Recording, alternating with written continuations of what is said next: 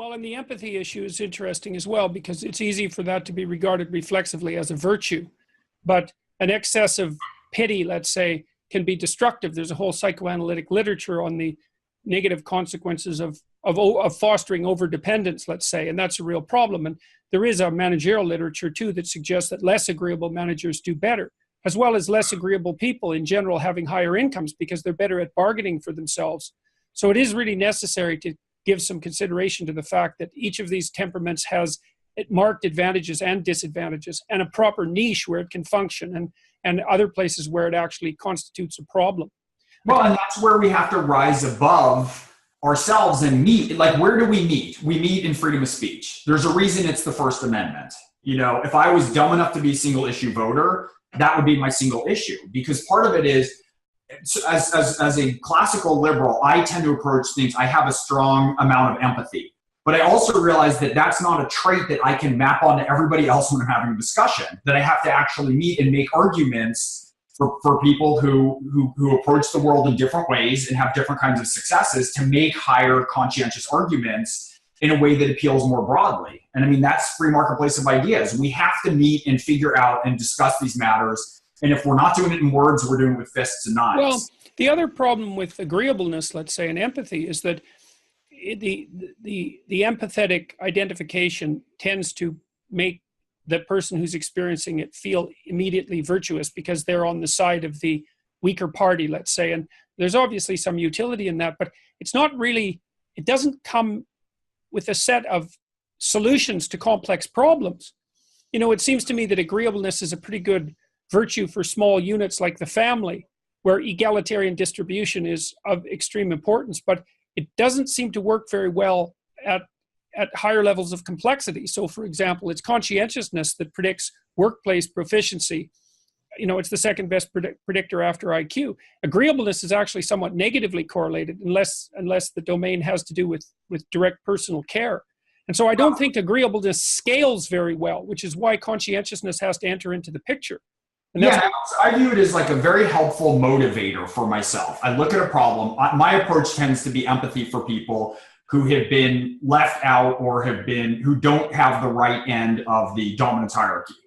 And for me, it's a motivator to look at actual solutions and problems and issues. And there's a lot of real concrete things that can be attacked. But if you don't attack them from a perspective that's morally condescending, you can actually get shit done. Well, it also it's also very helpful to increase the resolution of the problem, right?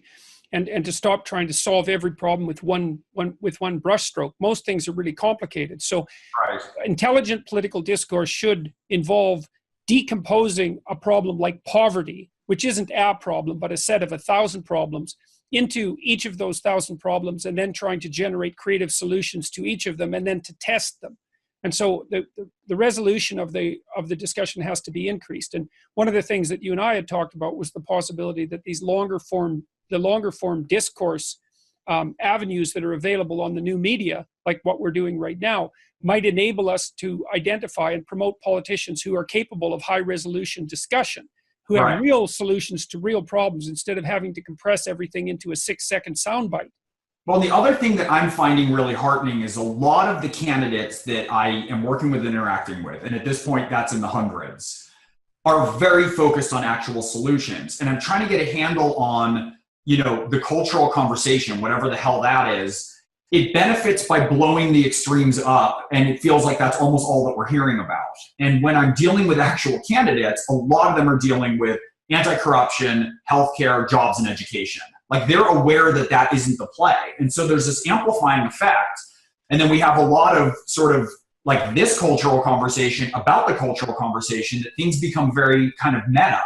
Right. And the level that candidates are operating at, and the level that people are, you know, I'm dealing a lot with candidates in different states. People are having a hard time right now, and they need hardcore solutions. And they actually don't give a shit about everyone on Twitter and Facebook who's, you know, preaching to everyone who hasn't already unfriended them. They need solutions. They need a government that's functional. They want more transparency and lack of corruption. There's a very common set of things that govern people, but there's this sort of amplified effect from the extremes of the party that are gathering the attention. And the biggest tool that we have in a democracy in some ways is our attention and where we focus it. Yeah.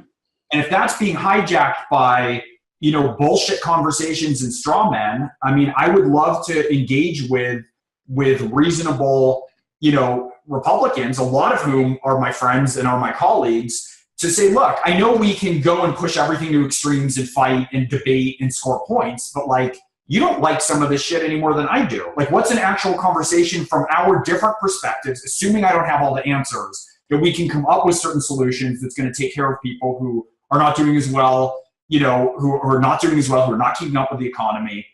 Because that's not good for anybody. That's not a game that is iterable across multiple games and generations. If more and more people are struggling more and more, that ain't good for anybody, even the people at the top. So how do we seek to kind of balance that out for people who don't have a fair shot and don't have... So even from a conservative perspective, you could say, well, how do we stabilize the hierarchy? So the tendency or the multiple hierarchies so that the tendency for people to stack up at the bottom doesn't become so extreme that the entire system starts to shake and tremble, which obviously isn't good for anyone at all. And we're seeing a lot of shaking and trembling. I mean, I think a lot of people in the last election did not feel heard or seen or represented in the choices of candidates. And a lot of people were like, I don't care what it is, it's not going to be business as usual. Right. So the solution isn't, in my estimation, to denigrate people who chose to vote for President Trump. I think the solution is to talk about the fact that we need to do better. If we want to if the Democrats want to promote a viable alternative, we have to do better with what our messaging is. We have to do better on messages that are anti-corruption, and we have to make a better argument. Yeah, well, the thing is, I was on Bill Maher's show a while back, and a lot of the panelists on his show were really taking potshots at the Trump supporters and with the typical sort of pejoratives that are labeled at or leveled at them. And I thought that was extremely dangerous because they're basically dissing, let's say, to use a terrible cliche, about 50% of the American population, and the same percentage that's been voting Republican for about 20 years. And to just out of hand dismiss the people who are voting differently than you as somehow primitive or primordial or foolish or ill-advised is very, very dangerous. And also, more than that, it's also an abdication of responsibility, because the Republicans might have won the last election, or Trump might have won the last election, but certainly the Democrats lost the last election. And so I thought that their discourse would have been a lot more productive if they would have focused on the failings of the Democratic Party. And that's also a lot more useful, because if you can figure out why you didn't succeed, even though it was a very close election, if you can figure out what mistakes you made, then you could rectify it. Well, that's exactly along the lines of the things that you and I talk about at length, which is personal accountability. It's like, you get in a fight with your wife or your husband, is the best thing to do to point out the 50% or 80% or 90% where they screwed up, or to actually reflect and think about whatever percent it is at whatever number that you can do something better that's actually within your control. And so for me, that's a scalable notion. I have too many friends, too wide and varied and smart, who voted for Trump to dismiss them all as idiots. You can't denigrate it. And plus, we're married to them. That's 50%, 49.9% of our population. We are married to them. And we have to figure out how to talk and to come up with solutions that make sense and that everybody can. And so for me, a lot of it is to look at what the impulse was that was underlying that, and to figure out where Democrats can be better at seeing and hearing people and furthering arguments in ways that feel legitimate and connect with people, and to figure out what the messaging is. And you always clean up your side of the house first. And it doesn't mean that there's a number of policies that I'm highly critical of President Trump. It doesn't mean that I denigrate his followers or the people who voted for him, or that I will dismiss any tendencies that they might have had or hesitations that they might have had about voting otherwise. Yeah, well, the right message should be something like, not so much why your opponent is worse, but why you're better, why your solutions are better, why the grass is greener on your side of the fence, why there's less corruption occurring under your watch, and also marketing the fact that the solutions that you have are both reasonable and practical. And I mean, yes, that does require a more elevated form of political discourse. And it would be really nice if that could be facilitated by these long forms that are available online. And we hear the refrain all the time of like, the Democrats don't have a message. Like, saying that President Trump is awful is not a message. And I've been really heartened with the conversations that I'm having with candidates right now, that there's a huge focus on kitchen table issues. There's a huge focus on trying to tackle healthcare and education and jobs in ways that are more innovative. When you talk to the actual candidates who I want to start to pull into more and more conversations, I have an enormous amount of optimism. And the other thing is a real money where your mouth is stance against corruption.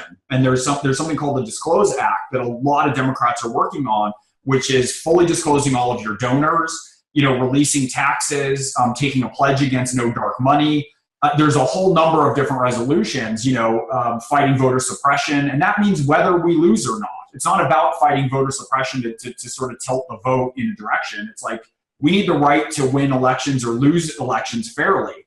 And so there's a lot of positions that are being put forth right now that I feel are really heartening, including a very strong anti-corruption stance, because you have to clean up what your side is. And in this wave of candidates that I'm looking at, it's been really impressive to me how they're starting to further and articulate what the argument can be from that side. And I think that's where we can also start to find common ground to talk about levels of corruption. I mean, there's a lot of Republicans who aren't thrilled with the level of discourse right now. One of the things that struck me when I've been talking to you lately is when we've been talking about what happened with the Democratic Party is also the idea that the radicals, the identity politics types, managed to take over the narrative to a large degree, partly because the extremism is more attractive, let's say, among a dying mainstream media. It's clickbaity and easy to attract attention to, and loud and cinematic and all of those things. But also that the centrist Democrats seem to have lost faith in their central narrative, or perhaps have failed to produce one over the last 15 years. And that left a void into which the extremist narrative, the oppression narrative, let's say, or oppressor victim narrative, has been able to slide in and dominate because of that void. And so that's another thing that needs to be seriously addressed. It's like the center has lost its narrative, and that's something I'd like to see the Democrats deal with. Now, in the first ad that you generated, you had a farmer talk, if I remember correctly, you had a farmer talk about success and about what that might mean if you could attain it individually.